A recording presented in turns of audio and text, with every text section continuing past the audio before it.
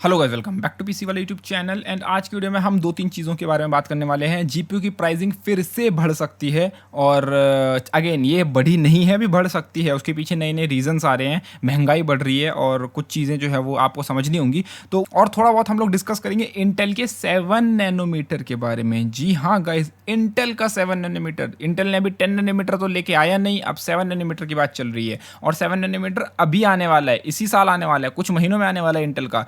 तो और वो भी मार्केट में सीपीयूज। ठीक है, तो इन सब चीज़ों के बारे में बात करेंगे तो वीडियो को एंड तक जरूर देखना। पहले बात करते हैं जीपीयू की, फिर बात करेंगे इंटेल की। तो देखो जीपीयू मार्केट का क्या अपडेट है। तो अभी के लिए तो देखो जीपीयू मार्केट का अपडेट ये है कि प्राइस डाउन जा रही है। पहले के मुकाबले जो है वो ग्राफिक कार्ड सस्ते हो रहे हैं। अगर आप मेरी कल की संडे के लाइव स्ट्रीम में थे, या फिर अगर आप मेरे फेसबुक ग्रुप में, या फिर कहीं पर भी अगर आप हो, तो आप लोगों को पता होगा। अगर मैं कल की ही बात करूँ लाइव स्ट्रीम की, तो बहुत सारे ऐसे लोग हैं जिनको 3060 या 3060 Ti रीजनेबल प्राइस में मिल रहा था कई और ऑनलाइन जगहों पे, और स्टॉक में मिल रहा था। ऐसा भी नहीं कि आउट ऑफ स्टॉक, तो उनको स्टॉक में मिल रहा था। और वो लोग पूछ भी रहे थे कि भाई ये लेना सही है या नहीं है। ऑल्दो वो एमएसआरपी पे नहीं था, जितनी एमएसआरपी है उतने पे नहीं था, एमएसआरपी से ऊपर ही था, बट पहले के मुकाबले कम प्राइस पे मिल रहा था। समझ रहे हो? तो मतलब प्राइस डाउन आ रहे हैं, लोगों को जीपीयू जो है सस्ते में दिख रहे हैं। कई जब मैंने अमेजोन की सेल का जो है वो वीडियो डाला था, उसमें उससे पहले भी मुझे कई लोगों ने बोला था कि इवन अमेजोन पे उन्होंने 16 सीरीज के कार्ड लाइक 1660 सुपर या ये जो तुम्हारे कार्ड है, इनको बहुत सस्ती प्राइस में देखा था, मतलब अपनी लगभग एमएसआरपी के आसपास ही बिकते हुए देखा था, और वो तुरंत आउट ऑफ स्टॉक हो गए थे। भाई ऑब्वियस सी बात है, जब एमएसआरपी पे बिक रहे होंगे तो तुरंत आउट ऑफ स्टॉक तो होना उनका लाजमी है। तो उन्होंने वो देखा, तो इससे ये कंफर्म होता है कि जीपीयू प्राइस जो है वो कम हो रहे हैं धीरे धीरे। लेकिन अब जो है वो एक बैड न्यूज़ आ रही है, और अगेन इस बैड न्यूज़ के बेस पे अपना डिसीजन मत बनाना। अगेन ये सिर्फ न्यूज़ है, न्यूज़ ऊपर नीचे आगे पीछे कहीं भी कुछ भी आ सकती है। पहली न्यूज़ तो देखो यहाँ पे ये है कि सैमसंग जो है, जो कि तुम्हारे एनवीडिया के 30 सीरीज के जीपीयूज बनाता है, वो जो है वो अपने प्राइस बढ़ाने वाला है। जी हाँ, वो अपने प्राइस बढ़ाने वाला है। तुम जैसे कि अपने सामने स्क्रीन पे देख सकते हो, न्यूज़ में जो है वो साफ साफ लिखा हुआ है कि सैमसंग जो है वो अपनी प्राइसिंग जो है बढ़ाने वाला है, बिकॉज सैमसंग को फंडिंग चाहिए, या फिर सैमसंग पैसा डालना चाहता है 5 नैनोमीटर की फैब्रिकेशन पे। तो सैमसंग जो है वो अपनी जो तुम्हारी उनकी जो 5 नैनोमीटर 4 नैनोमीटर ये भी जो तुम्हारी ये फैब्रिकेशन है, इसके लिए जो है वो पैसा जो है वो डालना चाहता है। वो पैसा कहाँ से लेके आएंगे? तो ऑफ कोर्स प्राइस बढ़ाएंगे, वो सब करेंगे, तभी तो उनके पास पैसा आएगा। एंड आप जानते हो कि भाई अभी जो है वो AMD 7 नैनोमीटर पे है, पर उसके बाद आएगा 5 नैनोमीटर, 5 के बाद आएगा और कम कम। तो सैमसंग जैसी कंपनीज जो कि ये सब चीज़ें बनाती हैं, जो कि वेफर्स वगैरह ये सब मैन्युफैक्चर करती हैं, तो उनको जो है वो टेक्नोलॉजीज में इन्वेस्ट करते रहना पड़ेगा, तभी तो आपको फ्यूचर में जाके 5 नैनोमीटर, 3 नैनोमीटर, 4 नैनोमीटर, 2 नैनोमीटर ये सब चीज़ें देखने को मिलेंगी।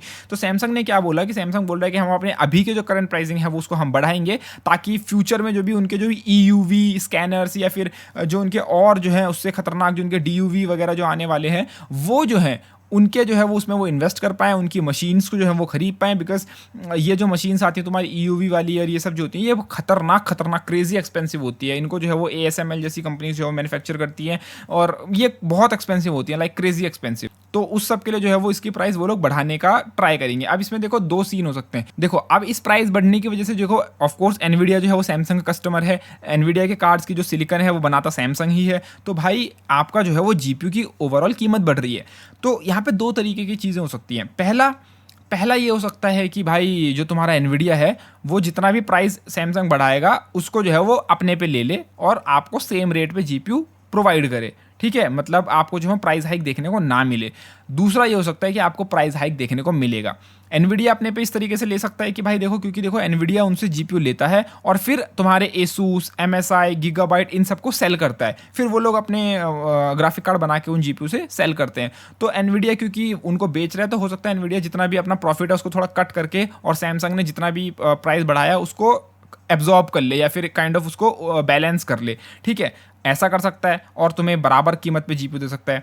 या फिर एनवीडिया क्या कर सकता है, जो कि मुझे मोस्ट प्रोबेबली लग रहा है, वो ये लग रहा है कि एनवीडिया थोड़ा सा जीपीयू को ट्विक करके सुपर लाइनअप निकालेगा। ठीक है, सुपर सीरीज के ग्राफिक कार्ड निकालेगा। सुपर सीरीज के ग्राफिक कार्ड थोड़े से फास्टर होंगे, ठीक है, प्राइस उनकी ज़्यादा होगी, और क्योंकि प्राइस ज़्यादा होगी तो उससे जो है वो अब सुपर सीरीज़ नाम से वो एक नए ग्राफिक कार्ड निकाल देंगे, उनकी कीमत भी ज़्यादा होगी। तो उससे ये होगा कि सैमसंग की प्राइस बढ़ाने वाला वो जो पार्ट है वो एनवीडिया को अपने ऊपर नहीं लेना पड़ेगा। थोड़ा उन्होंने सुपर सीरीज से सेम ग्राफिक कार्ड को थोड़ा सा ट्विक करके जो है वो थोड़ी परफॉर्मेंस बढ़ा के, थोड़ी क्लॉक स्पीड या थोड़े बहुत एक्स्ट्रा कूड़ा कोर जो है वो करके वो तुम्हें सुपर सीरीज के ग्राफिक कार्ड चिपका देंगे, और उसकी जो है वो कीमत भी ज़्यादा होगी, और तुम्हें जो है वो नए कार्ड्स मिल जाएंगे। एनवीडिया का जो है वो उसको सैमसंग की जो वो कीमत बढ़ी है उसको भी वो सब भी नहीं करना पड़ेगा। तो ये सब भी एनवीडिया कर सकता है। और सुपर सीरीज़ के तुम्हें लीक्स भी जो है वो देखने को मिल ही रहे हैं कुछ टाइम से कि एनवीडिया जो है वो फिर से सुपर सीरीज़ निकाल सकता है तुम्हारी।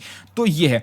दूसरी बैड न्यूज़ क्या है? दूसरी बैड न्यूज़ ये है कि चाइना के अंदर तुम्हारा जो भी ये ह्यूमन मैलवेयर फैल रहा है, इसका डेल्टा वेरिएंट जो है वो बड़ी खतरनाक तरीके से फैल रहा है ना। चाइना तो, क्योंकि तुम जानते हो उनका मीडिया जो है वो बड़ा कंट्रोल्ड होता है और उनके बारे में अंदर क्या चल रहा है उनके देश में कोई नहीं जानता, बिकॉज उनके अंदर ना तो यूट्यूब चलता है ना गूगल चलता है और उनकी खुद का जो है वो गवर्नमेंट कंट्रोल होता है उनका मीडिया। तो एक्चुअल इन्फॉर्मेशन तो कोई नहीं जानता, बट जितने भी इन्फॉर्मेशन वो ये आ रही है कि उनका जो है वो देश में कई मेन शहरों में जो है वो लॉकडाउन फिर से खतरनाक वाला लग चुका है, मिलिट्री लॉकडाउन लग चुका है कि मतलब सड़कों पे मिलिट्री वाले आर्मी वाले जो है वो घूम रहे हैं और कोई भी आदमी जो है वो उनके शहरों से निकल नहीं सकता। अगेन ये अभी सिर्फ कुछ उनकी सिटीज़ में हुआ है, पूरे कंप्लीट चाइना में वो नहीं हुआ।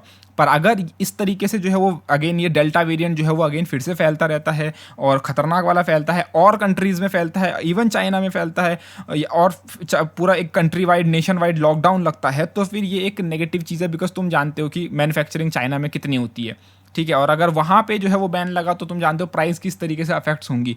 तो ये भी एक पॉसिबिलिटी है। ये अभी हुआ नहीं है, वहाँ पे कुछ शहरों में लगा है, बट अगेन अगर पूरे नेशन वाइड पूरी उनकी पूरी कंट्री में लग जाता है, आसपास की नेबरिंग कंट्रीज जो हैं वो उनमें लग जाता है, देन आपको बहुत बड़ा इफेक्ट देखने को मिलेगा प्राइसिंग में। प्राइसिंग फिर से स्काई रॉकेट कर सकती है।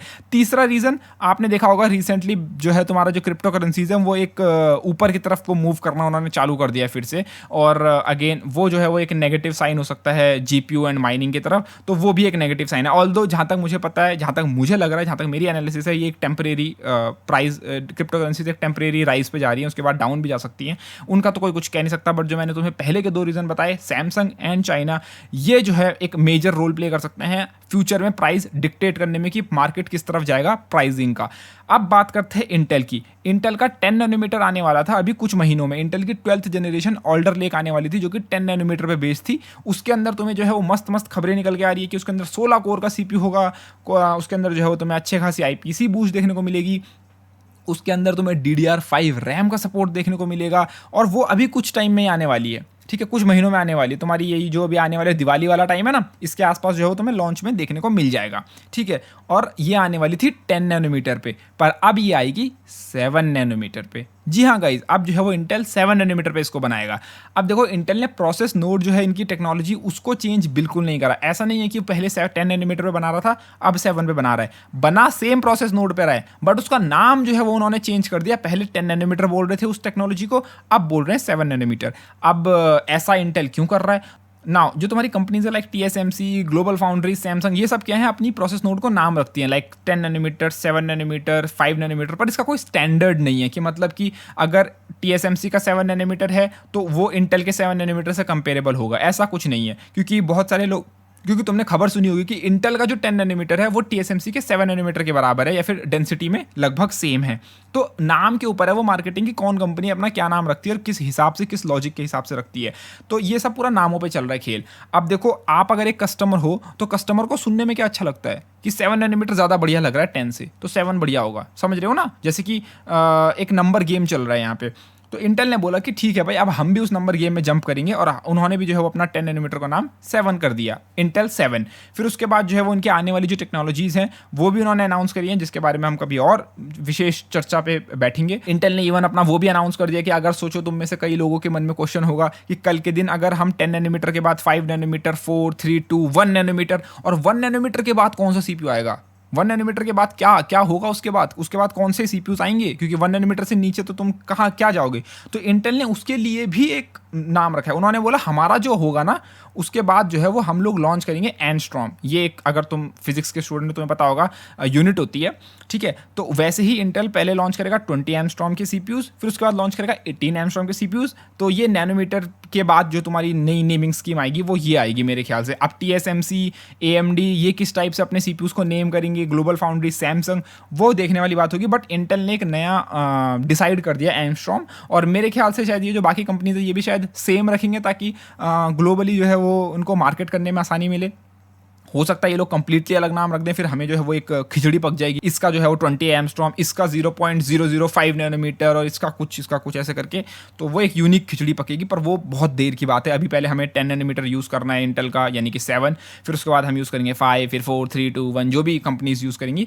तो अभी तो हमें काफ़ी लंबी जर्नी चलनी है, ठीक है। तो वो है। तो बाकी उम्मीद है तुमको वीडियो पसंद आएगी, तो प्लीज़ वीडियो को लाइक, शेयर एंड चैनल को सब्सक्राइब कर सकते हो। बाकी सपोर्ट दिखाना है तो भाई डिस्क्रिप्शन में अमेजन का लिंक है, वहाँ से शॉपिंग करके तुम सपोर्ट कर सकते हो। उम्मीद है तुमको वीडियो पसंद आ गई, तो प्लीज़ वीडियो को लाइक, शेयर एंड चैनल को सब्सक्राइब करें। धन्यवाद, टेक केयर गाइस।